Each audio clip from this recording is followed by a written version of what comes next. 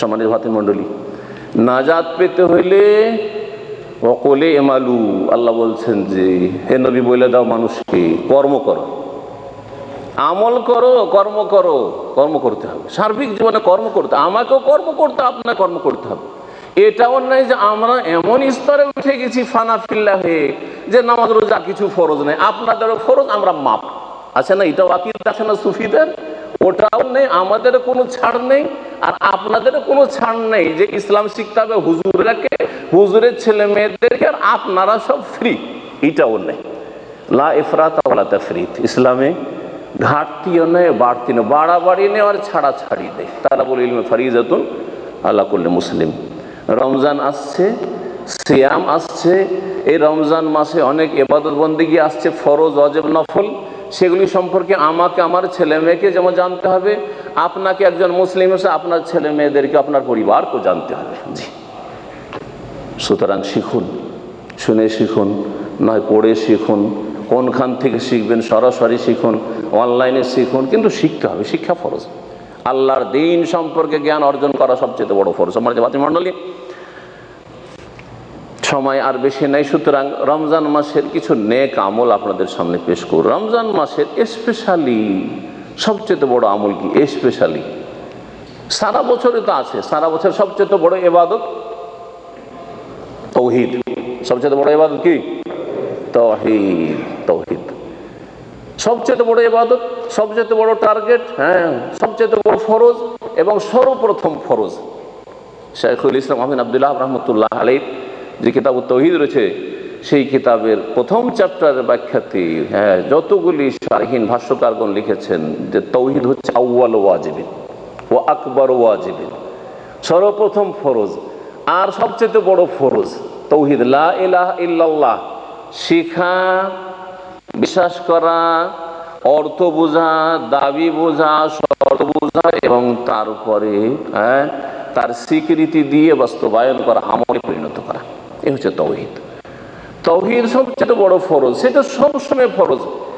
এক সেকেন্ডের জন্য তাওহীদ যদি অফ হয়ে যায় তাহলে কি হয়ে গেল? যেমন এক সেকেন্ডের জন্য উজু নষ্ট হয়ে যায়, তারপরে যদি নামাজ পড়া শুরু করেন তো নামাজ হবে না, আবার উজু করা লাগবে, আবার উজু করা লাগবে।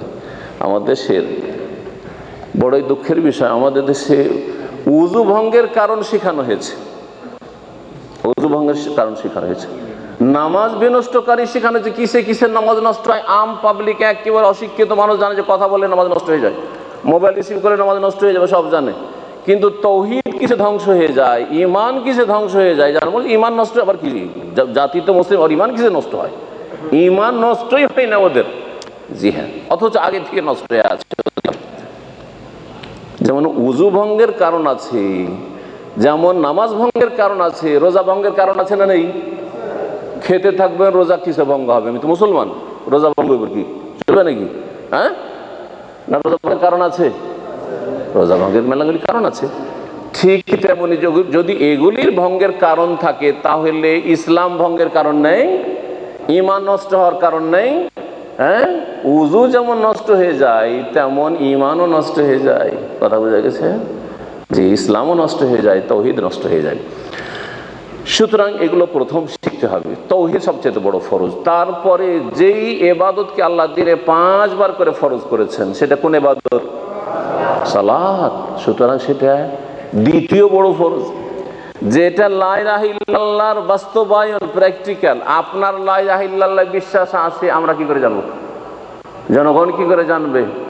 হ্যাঁ, দেশবাসী কি করে জানবে?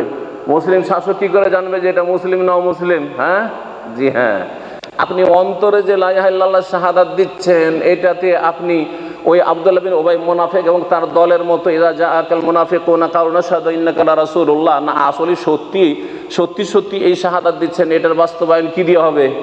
5 ওয়াক্ত সালাত দিয়ে। 5 ওয়াক্ত সালাত পড়ছেন, তার মানে আপনি মুনাফিক না।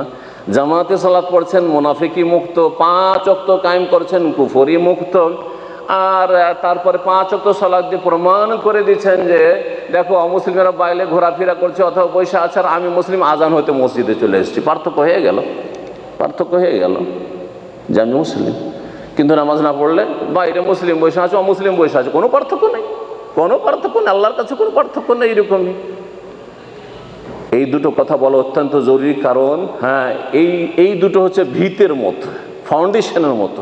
তাওহীদ ফাউন্ডেশন, সালাত 5 ওয়াক্ত একবার গুরুত্বপূর্ণ খুঁটি।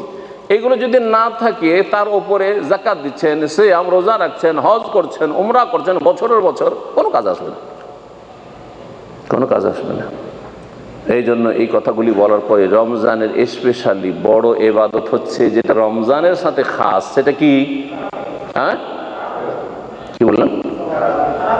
তারাবি। মাশাআল্লাহ, এটাই তো বলছি যে ইসলাম শিক্ষা কত জরুরি। রমজানের স্পেশাল সবচেয়ে বড় ইবাদত হচ্ছে তারাবি। করো না করো, তারাবি ছাড়িও না, ঠিক না? আমাদের মানুষ তো এরকম ইসলাম বুঝে। দেখেন কত শিক্ষা জরুরি আছে আপনাদের। একজন দুইজন না, মেজরিটি বলেছে তারাবি মনে হচ্ছে সবচেয়ে বড়। রোজা, রোজা সিয়াম, রোজা বলি না ভালো, কিন্তু কথা হচ্ছে যে বোঝানোর জন্য বলছি। সিয়াম বলতে পারলে ভালো, সওম বললে ভালো। কোরআনে কারীমে আল্লাহ সওম বলেছেন, সিয়াম বলেছেন। ইন্নী নাযারতু লির-রাহমানি সাওমা, আর কুতিবা আলাইকুমুস সিয়াম। সিয়াম সওম বড় অভ্যাস করে ইসলামী পরিভাষাগুলির চর্চা বেশি করেন, আল্লাহ যেন তৌফিক দান করেন। বলছিলাম যে সবচেয়ে বড় ইবাদত রমজান মাসে স্পেশাল ইবাদত হচ্ছে সিয়াম, রোজা পালন করা। জানা আছে সিয়াম কাকে বলে। আল্লাহ ফরজ করে শাহরু রমাদান আল্লাযী উনজিলা ফীহিল কুরআন। তারপরে বলছে ফামান শাহিদা মিনকুমুশ শাহরা ফালিয়াসুম। আগের আয়াতে আল্লাহ বলেছেন রোজা ফরজ করা হয়েছে, কিন্তু কতটি রোজা, কয়টা রোজা, কোন সময়ে রোজা বলা হয়েছিল কি বলা হয়নি। কিন্তু সেই জন্য 185 নম্বর আয়াতে আল্লাহ বলছেন শাহরু রমাদান, রমজান মাস এমন একটা মাস, ফামান শাহিদা মিনকুমুশ শাহরা, ওই মাসে কোন মানুষ হাজির হয়ে যায়, মানে সুস্থ আছেন, বাড়িতে মুকিম আছেন, ফালিয়াসুমহু, তাহলে এই শাহরে রমাদানে যেন অবশ্যই রোজা রাখে, সিয়াম পালন করে। কথা বোঝা গেছে? মুফাসসিরিনগণ বলছেন এই আয়াতের অংশটুকু দিয়ে রমজান মাসের সিয়ামকে কি করা হয়েছে? ফরজ করা হয়েছে। রমজান মাসের সিয়ামের ফরজিয়াত এই আয়াতের অংশ দিয়ে প্রমাণিত। ফামান শাহিদা মিনকুমুশ শাহরা ফালিয়াসুমহু। তারপরে বলছেন, তারপরে আবার শোনো, অসুস্থ থাকো, সফরে থাকো তো অন্য সময় রেখে নিও, কিন্তু এই গণনা, রমজান মাসের গণনা কি করতে হবে? পূরণ করতে হবে। যা ছুটি চলে যাচ্ছেন, কমে গেল, বা ওই দিক থেকে আসছেন, এখানে এসে কমে গেল, এইরকম হইতে পারে। অথবা রাস্তায় কোথাও ছেড়ে যে কোনো কারণে মা বোনেরা তাদের যে আল্লাহ সৃষ্টিগত কারণ রেখেছে, সেই কারণে তাদের রোজা ছুটে গেছে, কাজা করতে হবে, কাজা করতে হবে। জি হ্যাঁ, সিয়াম সবচেয়ে বড় ফরজ। এই সিয়ামের বদলা, অসাধারণ বদলা আল্লাহ দেবেন, অসাধারণ বদলা আল্লাহ দেবেন। নবী করিম সাল্লাল্লাহু আলাইহি ওয়াসাল্লামের একটি হাদিস সহিহ বুখারীতে রয়েছে, মান সামা রমাদান ঈমানান ওয়া ইহতিসাবান গুফিরা লাহু মা তাকাদ্দামা মিন যামবিহি। যে রমজান মাসে সিয়াম পালন করলো আল্লাহ প্রতি বিশ্বাস রেখে, ঈমান, যে আল্লাহ আমার রব ফরজ করেছেন, ইহতিসাবান আল্লাহর কিছু পাবো আর কিছু আযাব শাস্তি থেকে বাঁচবো, জি, গফিরা লাহু মা তাকাদ্দামা মিন যামবিহি, তাহলে অতীতের গুনাহগুলি মাফ করে দেওয়া হবে, সাগীরা ছোট গুনাহগুলি মাফ করে দেওয়া হবে, ওয়া ইউরজাল কাবাইরু, বড় গুনাহর ক্ষেত্রে আশা করা যেতে পারে, তবে আহলে সুন্নাত জামাতের কাছে কবিরা গুনাহের জন্য তওবা শর্ত রয়েছে। জি হ্যাঁ, কবিরা গুনাহ করতে থাকবেন আর মনে করবেন যে 7 খুন মাফ, না না না, ওইরকম না। একজন মুমিন মানুষ কবিরা গুনার ক্ষেত্রে সজাগ সতর্ক থাকবে। আমার তো কবিরা হয়ে গেল না, আমার বড় গুনাহ তো হয়ে গেল না, আর সাগীরা অবরহ করবেন না। কারণ লা তাহকিরান্না সাগীরাতান ইন্নাল জিবালা মিনাল হাসা, ছোট গুনাহগুলিকে তুচ্ছ জ্ঞান করিও না, ছোট গুনাহকে অবহেলা করিও না, অসুবিধা নেই, আমি তো বড় গুনাহ করি না। কারণ বিরাট বিরাট বিশাল বিশাল পাহাড় পর্বত যে তৈরি হয়েছে ছোট ছোট কঙ্করের সমষ্টি দিয়ে তৈরি হয়েছে।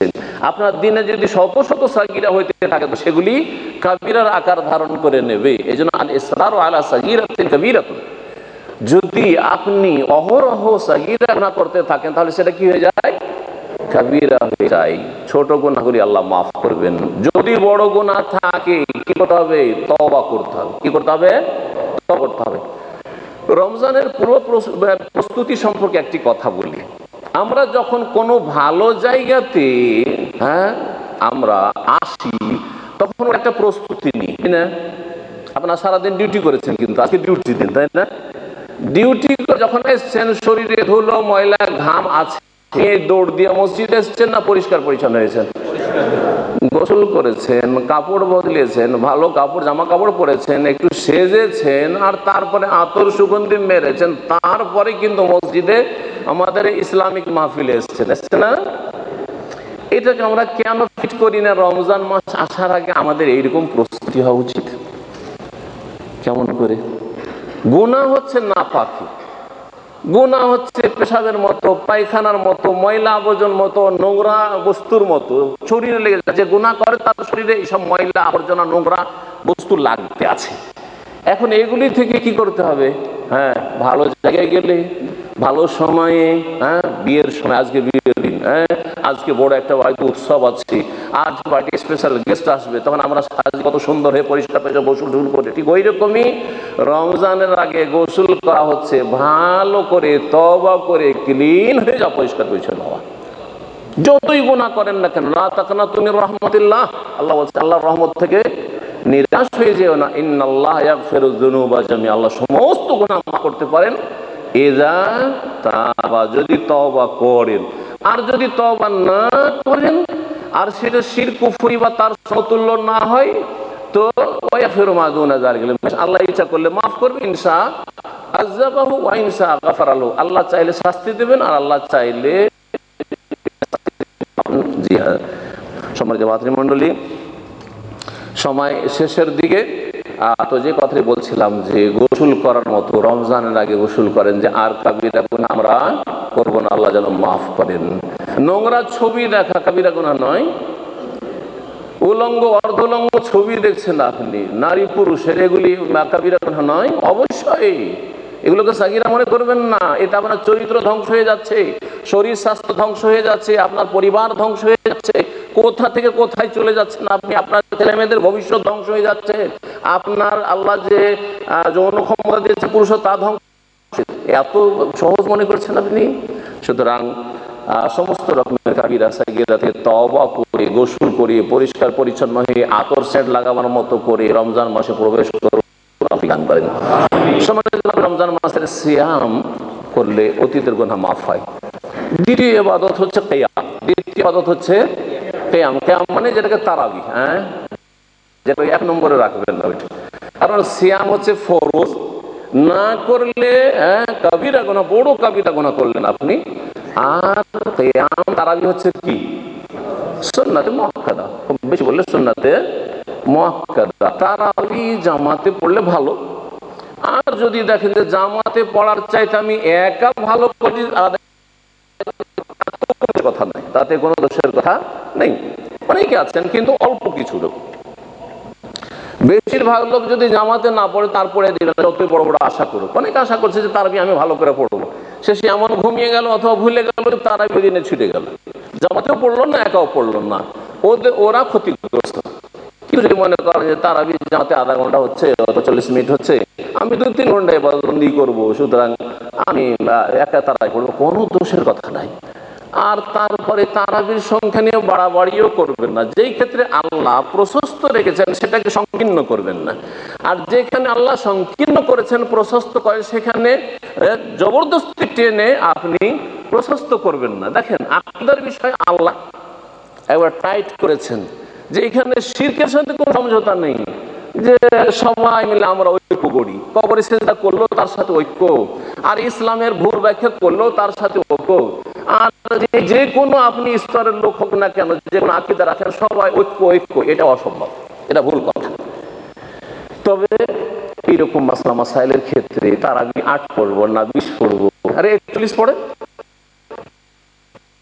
ইমাম মালিক যুগে মদিনার লোকের 41 পড়ছে, 20 নেই কেন এত টানাটানি, আর 8 নিয়েই কেন এত বাড়াবাড়ি করতে যাবেন? তবে নবী সাল্লাল্লাহু আলাইহি ওয়াসাল্লামের সহিহ সুন্নাহ হচ্ছে আরম্ভ করে পড়া। সুন্নতের দুটো দিক আছে, একটা পরিমাণের দিক থেকে, একটা কোয়ালিটির দিক থেকে সুন্নাত। একটা সুন্নাত নেবেন, আরেকটা ছেড়ে দেবেন, এটা সুন্নাত হয়ে যাবে। সুন্নাত যদি নেন পরিমাণে 8 রাকাত, তো কোয়ালিটিতে কেমন ছিল? তৃতীয় দিনের নবী করিম সাল্লাল্লাহু আলাইহি ওয়াসাল্লামের তারাবি ছিল, রমাদান ছিল, সাহাবীরা পড়ে বলছেন এত লম্বা পড়লেন, তানাল ফালাহ, আমাদের ভয় লাগলো যে আর সহুর খেতে পাবো, সাহারি খেতে পাবো না, ফজরের আজান হয়ে যাবে। কত লম্বা নামাজ ছিল, অত না পড়ে 3 ঘন্টা পড়ে, রাত 8টা দিন 8 3 11টা পড়ে 2 ঘন্টা পড়েন, লম্বা করবে না। শুধু রাকাত নিয়ে কেন এত টানাটানি আর মামাতি? সম্মানিত মাতৃমণ্ডলী, কোয়ালিটি ভালো করে যদি সংখ্যা কম পড়েন এটা সবচেয়ে ভালো। সেখানে বাদ রহমতুল্লাহ আলাইহি নিজের কানে শুনেছি আমি তার কাছ থেকে, তিনি বলছেন যে আফজাল উত্তম হচ্ছে 8 রাকাত পড়া লম্বা করে, উত্তম হচ্ছে 8 রাকাত পড়া লম্বা করে। কারণ রাসূলুল্লাহ সাল্লাল্লাহু আলাইহি ওয়াসাল্লাম রমজানে হোক আর অন্য কোনো মাসে হোক এর বেশি পড়েননি, তবে অনেক লম্বা করে পড়েছেন। এখনকার লোকেরা বরং ওই সাহাবায়ে কেরামের লোকেরাই লম্বা করা মুশকিল মনে করে তখন সংখ্যা বাড়ায় করে, সংখ্যা এক জায়গাতে থামিয়ে না দিয়ে 30 40 20 22 24 28 পড়তে থাকেন আর ঝগড়া বিবাদ করেন না। সারা বছর বেনামাজি আর রমজান মাসে তারাবি নিয়ে ঝগড়া আর বাগাবাদি। তো আল্লাহ বুঝার তৌফিক দান করেন। আজান হয়ে গেছে, এখানে আমার আলোচনা শেষ করছি। সুবহান রাব্বিকা রব্বিল ইজ্জাতি আম্মা ইয়াসিফুন ওয়া সালামুল মুরসালিন ওয়াল হামদুলিল্লাহি রাব্বিল আলামিন।